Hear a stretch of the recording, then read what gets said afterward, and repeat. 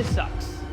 This sucks. The acquisition of this estate is not yet set in stone. At the end, we're gonna run our numbers and see if this will be a good deal. My wife and I, a growing family of 3, invest in real estate. We've been investing in real estate for over 5 years, fix and flips, rentals, you name it. Today, we're gonna be walking through this flip, our day-to-day, showing you exactly what we would do if we were going to acquire it. As I'm walking around outside, the first thing I see is siding. Siding can be very expensive to repair. And so in a situation like this, this actually looks like an either cedar plank or asbestos siding. Yeah, it's definitely a cedar plank. So the paint peeling, if you just give it a good pressure wash, it'll all come off. I wouldn't worry about replacing this siding. There might be a few shingles that have some rot, and I would replace those. As we go inside, we're gonna see the inside of these windows, whether they're shattered or broken. I see that they're boarded up. Once we go inside, we'll know more about that. I'm not too worried about the deck. The deck looks to be in good shape, just a good pressure wash. It is a cedar board. It's not like a Trex composite decking, so those fade really quickly. It doesn't look to be too rotted. If you give that a good pressure wash, restain it, it's as good as new. So this here is the first window. These are wooden windows. And if these are inside, I would definitely think about replacing these. You can actually get a pretty good rebate depending on what state you're in for replacing windows. Condition of the house, I mean, as far as the siding goes, seems really good. There's a window right there, it's broken, and so, well, it's definitely something we'll have to replace. So just for a few $1,000s, I would 100% replace this with a cedar fence. What that will do is add a lot of privacy. It'll also look really nice. So it looks like the house is gas. For this kitchen specifically, I am getting rid of all the cabinets, and if I could get this at the right price, yeah, I'm getting rid of everything. I'm not being cheap, and I'm getting all new appliances. Obviously, you actually might be able to sell these and get a couple $100 for them, which helps with your margin. And if you're really running on a budget, what we've done in the past and what we really like to do is first check out Facebook Marketplace, Craigslist, wholesaling cabinet areas. We have a great one in Tacoma, Washington, and you can pick up a full set of cabinets for really cheap. This sucks. What I'm gonna do in this scenario, I'm not gonna worry about any of just trying to scrub out the graffiti, trying to paint over it with Kilz. I'm gonna redo the sheetrock in this most likely entire house. The whole hallway has really, really bad graffiti. Now, one thing to always consider, of course, that can jack up your price is the floors. And these actually, they're nice floors. They're gonna have to be taken out because they've been ruined, but these once were really nice bamboo flooring. They look like they're a hard plank or some sort of vinyl, but it has that bamboo design. Something I really like though about this living room, it does have a really nice fireplace. You have a really nice mantle area here, just a lot of potential, a nice concrete slab here you can refinish. Wood stove, which it isn't as popular now. I mean, you're living in the city, it's not like you can just go cut down your own trees and get wood, and so, a cord of wood is gonna cost you about $400, and so people take that into consideration when they're buying. So as we were talking about before, we were wondering if the windows were shattered, broken. As you can see, they are. But so far, all of these windows are gonna need replaced. And they normally on site, people will start renovating something and you'll see windows already bought. I don't see that, and so plan to pay for that. So this bathroom is gonna be a full demo. I almost demo all my bathrooms just because you can make it so beautiful for just not a whole lot of money. If I were to fully demo this bathroom and redo it, it would cost me right around $2 grand, $2,500, which is always worth it. You always see your return on that. Now, I step into this room and the first thing I think of is like laser tag, paintball arena. It's cool, but it's, it shouldn't be in a house. And as you have someone come in here and demo this, you're gonna have them take down the ceiling as well. And so now you're looking at cost of re-insulating the whole attic. So that last room was definitely the biggest room. I mean, we're talking, I'm 5'10", and so maybe 7 feet across this room, and pretty much 7 feet across. You got a little foot nook here with a closet. These rooms, people aren't buying this. Actually, as we were walking in the house, we had a lady stop us on the street and whisper. She said, make sure you get this whole place redone electrically. So I don't know if there was a fire or if just something, but if a neighbor knows the house needs electrical work, that says something. A lot of people give their input. You can kind of give a taste of if they're salty or not. She seemed very genuine and serious, and so that can help you a lot. That can steer you away, but also do your own due diligence, right? It could be someone that just doesn't want you to buy the house because whatever the reason may be. So do your due diligence. We're seeing wall heaters. That's going to jack up your price monthly, and also buyers don't really want wall heaters. So in this room, it's a little bit bigger. I mean, maybe roughly the same this way, but I'd say maybe 10 to 11 feet this way. One thing though that sucks is this closet has your water heater. So we got one room that is actually pretty spacious, but we only have that one bathroom, and what this house is priced at, let's go run our numbers. Now, the first thing that we'll need to do is we're gonna run our comps. So this is the property that we looked at right here. And yeah, you can see it's listed at 360. It's a 2-bed, 1-bath with 1,000 square feet, and you know, built in 1940. So you just want a general look at you know, what the criteria of this house is. So we're gonna go back, and this is where you're gonna want to pay attention. So we're not gonna want to punch in a price range. We're gonna want to go here, and we're gonna go, well, sold. Now, it's very important that you do this. For sale houses are not comparable because they have not sold yet. It's not, if it's listed at 400,000, it could sell at 350, right? You never know. So these prices has sold. This is what a buyer was actually willing to pay. Now we're gonna put in all our criteria. So it was a, oh my gosh, no, I think yeah, it was a 2-bed, 1-bath, because that other room really wasn't a room. And we can do, it's 2+, so it'll show us 3 bedrooms, and then a 1+ right there. Okay, and then it is a house. We want to get rid of all these. And then let's see what's going on here. Square foot, yes. And this is the base. This is what I'll do to make it really quick. If I'm not getting the search result I want, then I'll go from there, okay? And now, I'll say this because I'm a realtor and I've been doing this a long time. This house that we looked at is priced very high. It's small, it's not in the most desirable neighborhood, and as you can see just from me looking it up, we are, the houses that were sold, let's just click on one for example. These houses that recently sold, actually, I forgot one very important step, is so it's only comparable if it's in the last 6 months or so. So how, I'm so used to doing this on my phone. Let's see. Okay, yeah. So all the way at the bottom, sold in the last, we'll go 6 months. Okay, so those two went away. So now I'm gonna try to open it up. Looks like we got something over here, something over there. I really want to find something over here in Bremerton. So, I mean, we're pretty much as low as it can go. We're at 2-bed, 1-bath. We're just we're just looking at homes. I mean, we could go 1,500. Yeah, not even there. Okay. Well, let's look with what we got. So this right here, I know the area, and that's Indian Reservation, so we're not going to click there. Manchester is a much nicer area, and we're already lower than what this other house was listed at. Let's look at the condition of this. Okay, so it's not, let's see. Yeah, it's not the nicest. It definitely, I'd say it needs new flooring. It needs some updating. But it does have one more bedroom. The bedrooms look bigger. And again, it sold for less than what the other property is asking. I mean, I'd go to say they're $100,000 over what they should even be listed at. And so, yeah, and they got that nice little garage. And so I think this is a perfect comparable property. It's in a little bit nicer of an area than the Bremerton area up there. But anyways, so let's go with that. So let's see. This is going to be fun because we're going to see what price we're going to have to offer. And it's just going to be funny to see what it ends up being based on they have it listed at $359,000. So let's see, okay? So the after repair value, basically the comps, the comparables that we just ran, so 336, I'm gonna say 325 to 350 depending on finishes. I always like to go on the low end because say you say, I could sell this house for 375, it sells at 325. Well, that sucks. So I always like to go low. It also helps with your offers, is what I'm gonna say. And so 325,000 is the after repair value.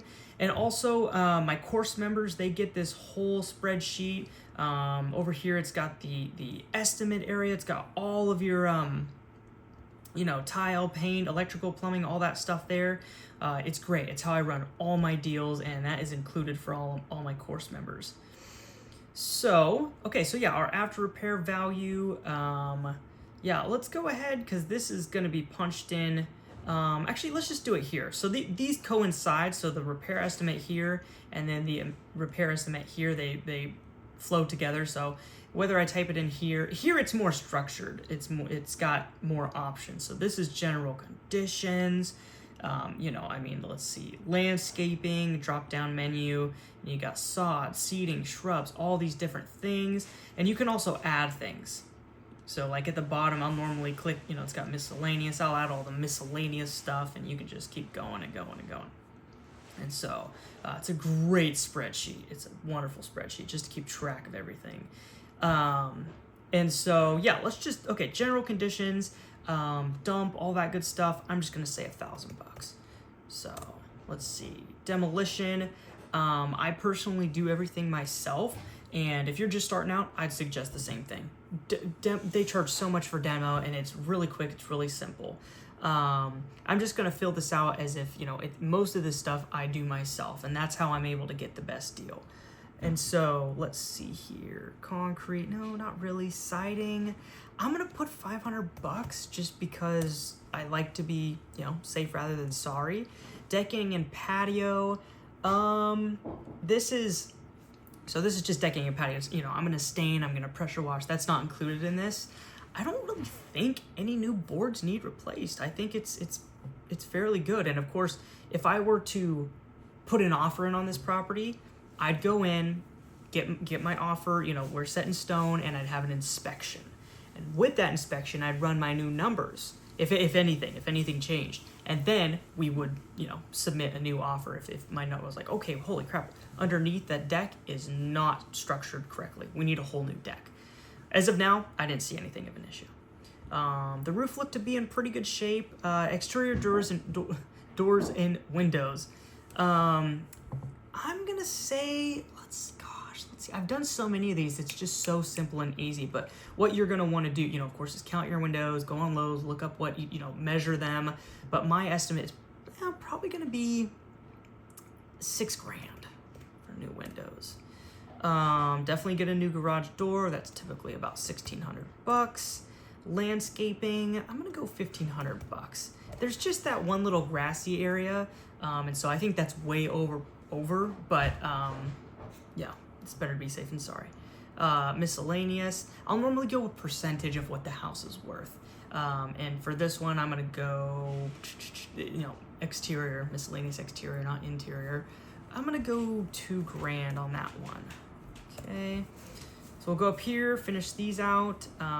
Let's see, framing and drywall. That one's gonna be pricey because this one needed pretty much all new drywall on the walls and on the ceiling.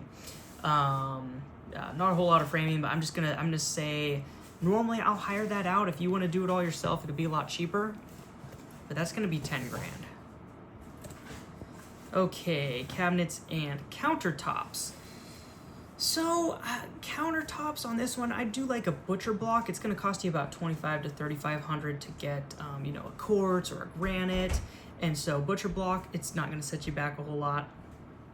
So butcher block is going to be about, let's say $1,000, and then cabinets probably another $1,000. So we'll go $2,000.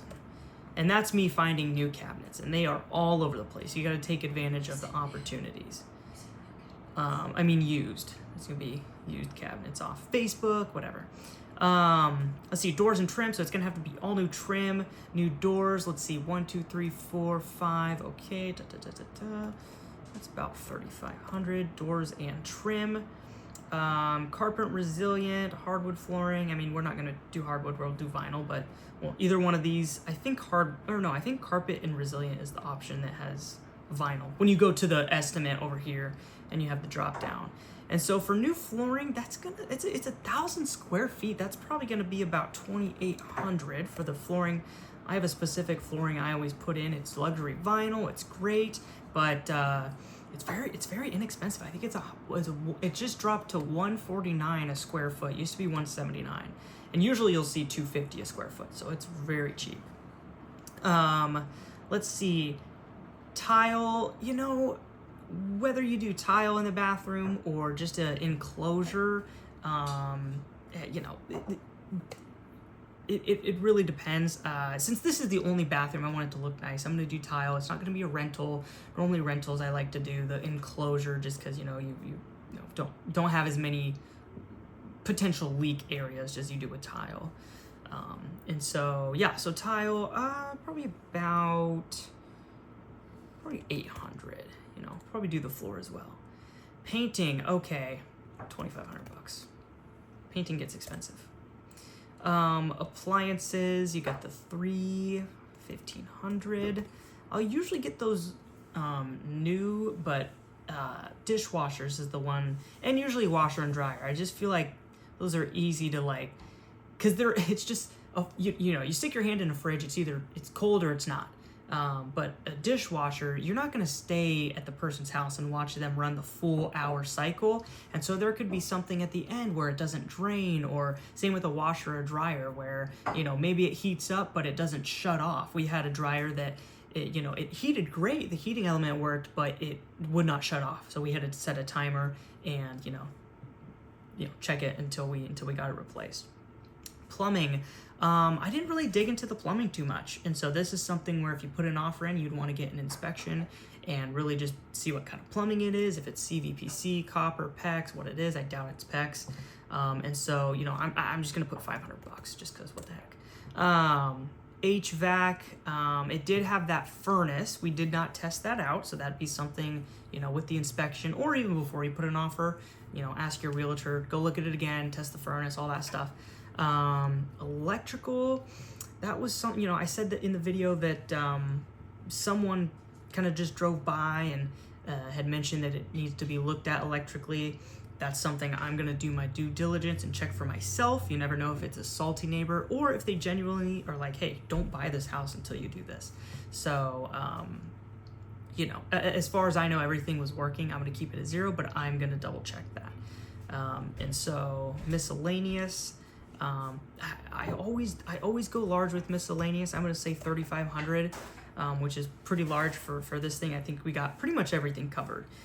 And so, okay, about $40,000 is what we came up with to repair this. And now what we're going to want to do is just fill the rest of this out. So we're at the 85% of the ROI. That's terrible. As you can see up here, there's the 70% rule. And so let's see, total fixed costs. I'll just put in a number because I've done this a ton. It's probably going to be about anywhere from 5 to 10 grand. Let's go high. And this is your realtor cost. This is closing cost, all that stuff.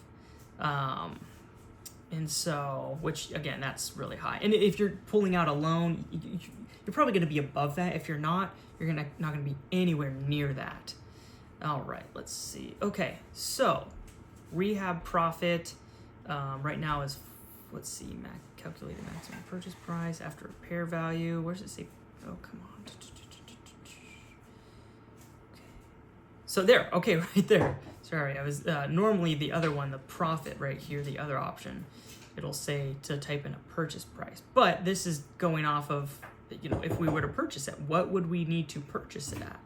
And right now, to get an 81% of the ARV, pretty much 82%, we need to buy it at $226,000. That is what, $130,000 less than what it is right now.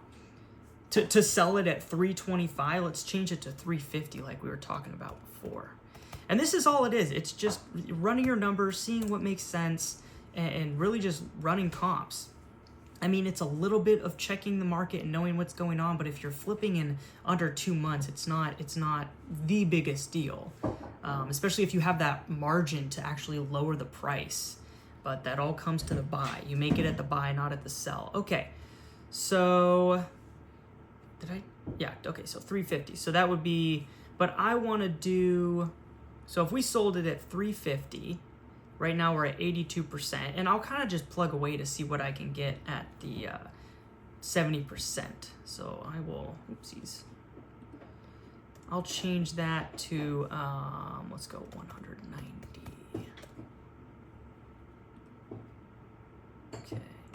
Or sorry, maybe we have to plug in the ARV. No. What's going on? Oh, the rehab profit. Okay, so, you know, typically I'd like to make that amount right there. 68%. Okay, so yeah, there we go. Plugged in 190. Exactly what I was thinking. So, you know, based on what you want to make, you just plug that in and it'll say what you would need to buy it at. And here we are. We're under 70%. Get this. This is what I said at the beginning. This is hilarious. So we ran our comps. They're about 350 on the high end. On the high end, we would need to buy this property at $190,000 to be within the 70% rule. And this house is listed at $360,000. Hence why it's been on the market forever, and it probably will sit a while. But there you have it. That is how I run my numbers. Every property is different, but that's pretty much how I go about it.